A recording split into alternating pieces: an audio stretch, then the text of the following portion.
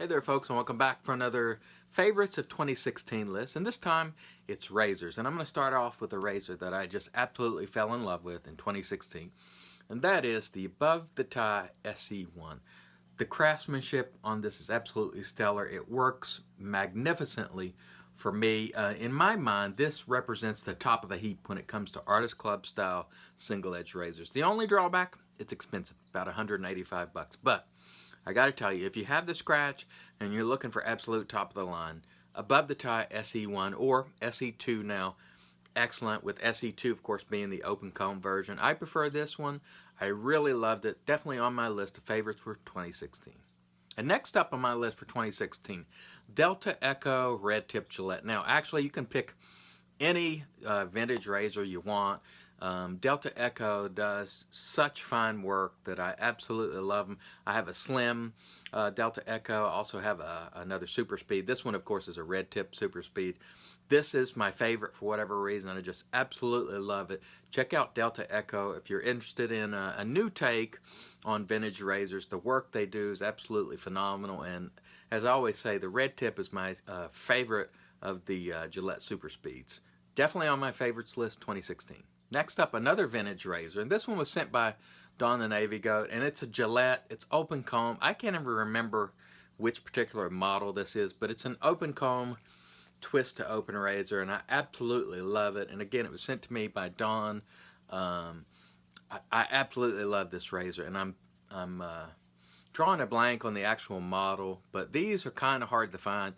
That's the only drawback of them. They're few and far between on eBay and the other places. But if you love vintage razors and you've never tried a Gillette open comb, check one of these out if you can get your hands on one.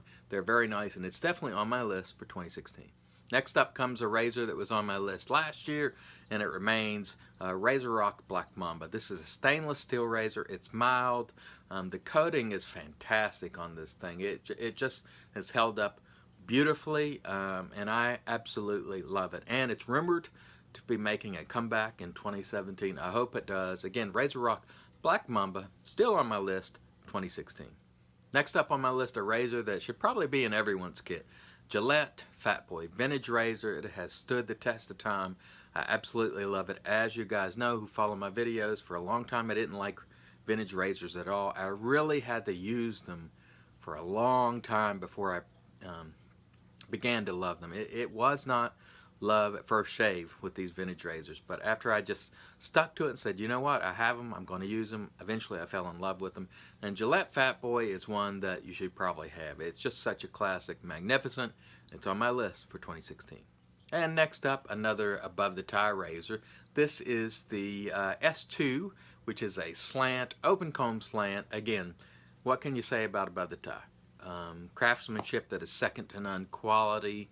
I really like the way this one shaves. Now, these slants weren't for everybody, but for me, it's absolutely wonderful. It gives a great shave every single time. I love this Atlas handle. The knurling on there is just fantastic. And it's again on my list in 2016, Above the Tie S2.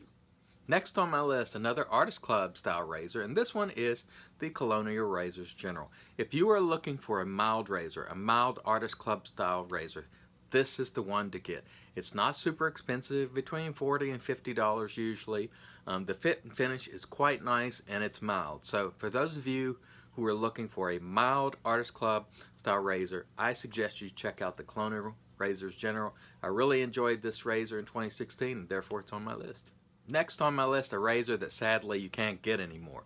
Weber DLC. This was given to me by Tim Berger. Thank you again, Tim. Wonderful gift.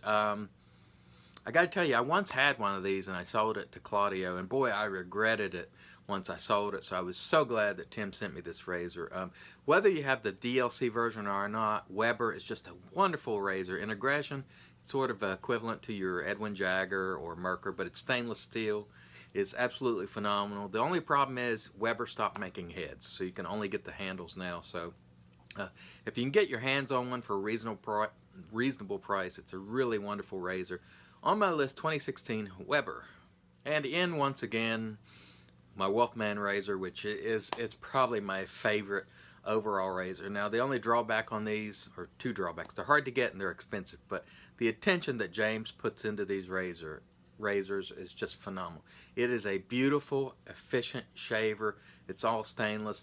The craftsmanship is absolutely superb. If you can get your hands on a Wolfman, I do suggest it.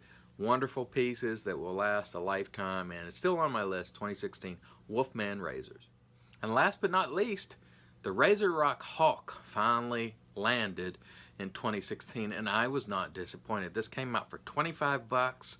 It's a really nice razor for the money. The fit and finish is not perfect, but I got to tell you, I enjoyed this razor a lot in 2016. I will continue to enjoy it in 2017. For the money, it's an excellent way to get into Artist Club style razors. This one is a little bit more efficient than the Colonia General, so if that matters to you, go with the Colonia General. But if you just want to spend around 25 bucks, the Razor Rock Hawk I think is an excellent way to go. It's a really good bargain for your money. And that wraps up our list for 2016. My favorite razors, the ones that I enjoyed the most in 2016. Thanks as always for watching, and until next time, let's make America shave again.